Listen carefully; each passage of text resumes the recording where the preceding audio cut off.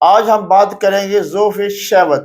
Sugar خواہ کسی بھی درجہ پر ہو، شوگر کے ہر مریض کی سب سے پہلی اور سب سے بڑی خواہش ہوتی ہے کہ شوگر کو چھوڑیں۔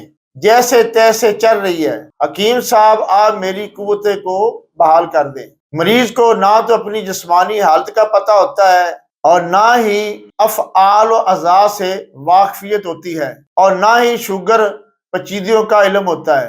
اسے صرف قوت باہ کی ضرورت محسوس ہوتی ہے۔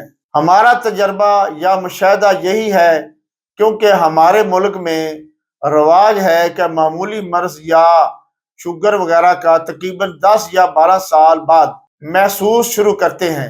یہی معمولی ٹوٹکے استعمال کرتے رہتے ہیں تب تک ہمارے جسم کے اعضاء تباہ نہ ہو جائیں۔ یہی پر خرابی ہے۔ اب کیا ہو جب چڑیاں چگ گئی کھیت۔ اب شوگر کی تصویر کا ایک موڑ قوت باہ کا تعلق سب سے زیادہ اعصاب پر ہوتا ہے۔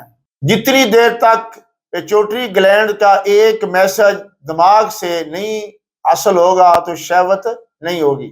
یہ مخصوص ہارمون ٹھیک نہ ہو تو جمع یا مباشرت کی خواہش پیدا نہیں ہوتی۔ دوسرے قوت باہ کا تعلق خصیتیں ٹیسٹیکل یا پتالو کے ایک ہارمون ٹیسٹوسٹیرون سے ہے، جو صحت مند انسان کی نسبت شوگر کے مریض میں پہلے 5 سال تک 15 ملی گرام ٹیسٹوسٹیرون تیار ہوتا ہے۔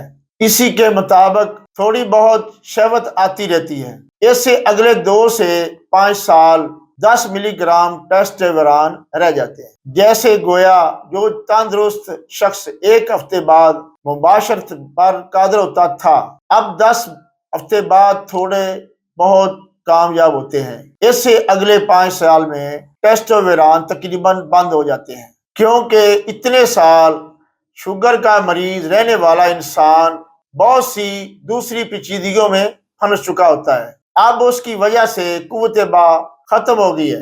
اب وہ صورت انزال کا مریض بن چکا ہوتا ہے۔ اب کبھی اس کو شہوت آ بھی گئی تو لوز یا ڈھیلی شہوت ہوگی، ہو سکتا ہے وہ باہر ہی فارغ ہو جائے۔